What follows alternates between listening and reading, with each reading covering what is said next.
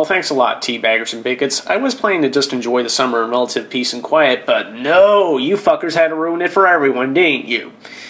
As we all know by now, a Muslim group in New York City is planning to build a community and spiritual center at Ground Zero. Please pay attention to my phrasing. Contrary to popular belief, this is not a mosque. It's just a communal building that is being spearheaded by a group of Muslims, ironically, to try to heal wounds caused by September 11th. Now, I admit that when I first heard that a supposed mosque was going to open at Ground Zero, I thought this was a really bad idea. That's not out of any racial or religious bias, as clearly I have no problem with moderate Muslims.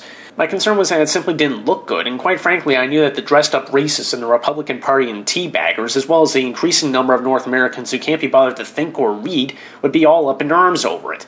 I could very easily picture people like Rush Limbaugh, Ann Coulter, Glenn Beck, Bill O'Reilly, or fake Dr. Laura crying that this is just yet another quiet invasion from Islam. No, wait a minute, that's not quite right. I forgot to add Fred Phelps and Hal Turner. I'm starting to get sloppy.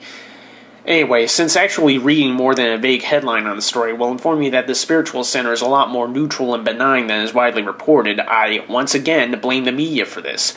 At this point, I've pretty much given up trying to figure out if they're just really stupid or if even the so-called liberal mainstream is just as fine with inciting witch hunts as those lunatics at Fox News. In any case, cleaning up this mess has been left to civilians like me and the poor schmucks running and supporting this outreach, which incidentally include the actual survivors of 9/11. Not only do we have to correct the sloppy headlines, but, as usual, we have to remind conservative Americans that there's a tiny little rule in the Constitution called freedom of religion. They better be familiar with it. They twist it all the time to make America sound like a Christian Saudi Arabia.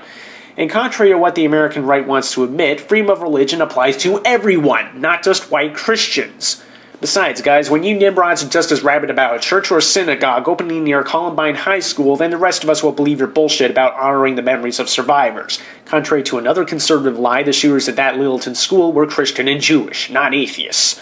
For that matter, what do you New Yorkers think of the Republicans refusing to give you special health benefits because they literally hate your city and its people, despite using 9/11 as their main political platform since before the buys were even cold?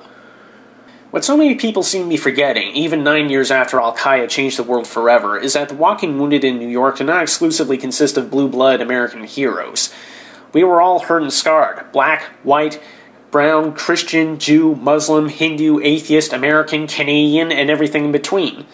Muslims in particular have just as much of a right to reclaim their truly peaceful faith from fanatics as you do to reclaim your lives and dignity.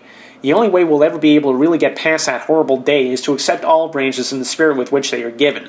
To slap it away and reach instead for the torches is to truly let the terrorists win. Enough said.